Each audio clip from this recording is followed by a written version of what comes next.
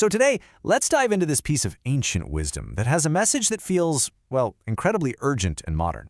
It's a story all about priorities, really, about the huge difference between what's just kind of interesting and what's absolutely essential. And it all kicks off with one simple but really profound question.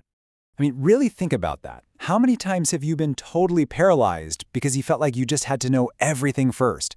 We want all the data, every possible outcome, all the details before we finally make a move or try to solve a problem. Well, turns out this is not some new modern problem. Not at all. In fact, it's the central conflict in a story that's about 2,500 years old. Okay, so our story starts with this guy who had some very, very big questions. He was a monk, a spiritual seeker, and let's just say he was getting seriously frustrated. So where does this story come from? It's from the Māluṅkyaputta, but it's much better known as the Arrow Sutra. And we've got a main character, a monk. His name is Māluṅkyaputta. He was a follower of the Buddha, but he had a serious bone to pick with his teacher. He felt like the Buddha was just dodging the really big questions. You see, this guy was a real intellectual, you know? He wanted these huge, cosmic answers, but the Buddha just wouldn't get dragged into those kinds of debates. So Māluṅkyaputta felt like his deepest, most important questions were just being brushed aside. And, well, his patience was pretty much gone. And I mean, get a load of these questions he was asking. We're not talking small stuff here. He wanted to know, is the world eternal? Is the universe infinite? Is your soul the same thing as your body? And what really happens to someone who's enlightened after they die? He wanted the answers, the final word on the biggest mysteries out there. And he wasn't just, asking nicely about this. No, he goes right up to the Buddha and basically lays down an ultimatum. He says, look, if you don't answer these questions for me, I'm out. I'm giving up this whole spiritual life and I'm walking away. So yeah, the stakes could not have been higher.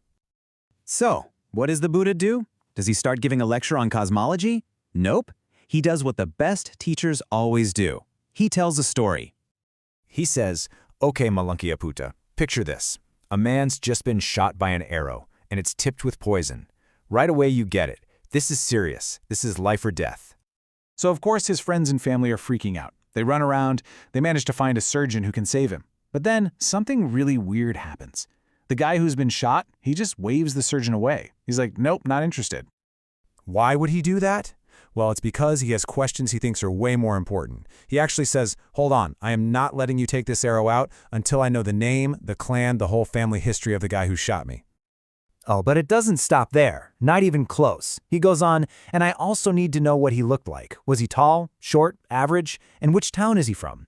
Can you just picture the scene? The surgeon's standing there ready to go, and this poison is just spreading through the guy's body. I mean, this is where it gets completely absurd, and that's the whole point. He refuses treatment until he knows what kind of wood the bow was made from, what the bowstring was made of, and even what bird the feathers on the arrow came from. And that right there, that total disconnect from what's actually happening, that's the entire point of the story. It's all a setup for the Buddha's main lesson. You have got to focus on what's urgent. Okay, so here's the breakdown, the big contrast. On one side, you've got all these interesting but totally irrelevant questions. Who shot me? What was the bow made of? But on the other side, you've got the cold, hard facts. You are wounded. The arrow is poisoned. You are dying. And the surgeon, the one person who can actually help, is standing right there, waiting. And then, the Buddha just states the obvious, but it's so powerful. He says, look, that guy, the one obsessed with all his questions, he's gonna die. The poison will take him long before he ever gets an answer about what kind of feathers were on that arrow. So, okay, if debating abstract philosophy isn't the point, then what is? The Buddhist teaching wasn't about getting lost in thought. It was about something way more direct. A practical cure. It's really all about triage, right? Deal with the most immediate threat first. You see, his whole approach was less like a philosopher and more like an emergency room doctor. He wasn't there to debate the nature of the universe. He was there to diagnose the one thing we all deal with, suffering. That's the poison arrow. And then he provides a clear, practical way to treat it. And this all gets boiled down to a really clear four-step method. First, you got to acknowledge the arrow is real. You can't just pretend it's not there. Second, understand its cause. Not getting lost in who shot it, but understanding the root cause of the suffering.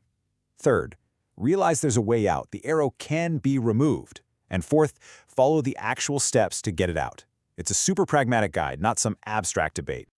And that, right there, is the whole lesson of the Arrow Sutra in a nutshell. The job isn't to become the world's greatest expert on the arrow's history, or its materials, or its flight path. In our lives, it's not about getting stuck in analysis paralysis. No, the job is to pull the arrow out. Simple as that. So this ancient story isn't just a story, right? It brings the question right to our doorstep. And the question it leaves us with is a really big one. What's the poison arrow in your life right now? What is that one urgent, painful thing that needs your focus? And maybe even more important, what are all the interesting, distracting questions you're asking about the bow and the string and the feathers instead of just pulling out the arrow?